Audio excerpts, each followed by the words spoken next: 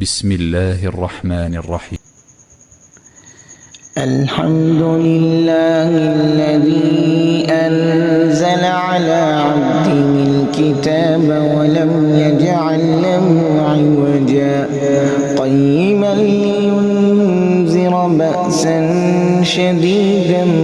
من لدنه ويبشر المؤمنين الذين يعملون الصالحات أن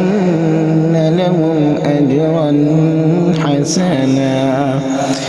ماكثين فيه أبدا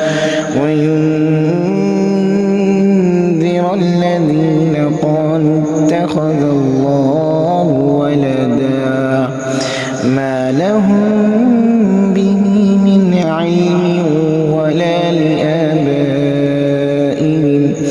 كبرت كلمة تخرج من أفواههم إن يقولون إلا كذبا فلعلك باخع نفسك على آثارهم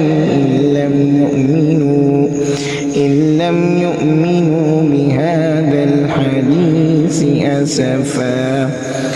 إنا جعلنا ما على الأرض زينة لها لنبلوهم أيهم أحسن عملا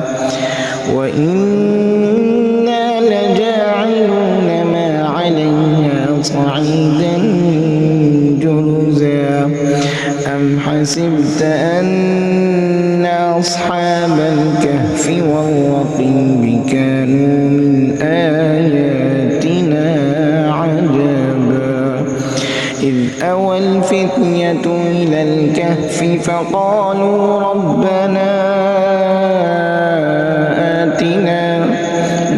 فقالوا ربنا آتنا من لدنك رحمة وهيئ لنا من أمرنا رشدا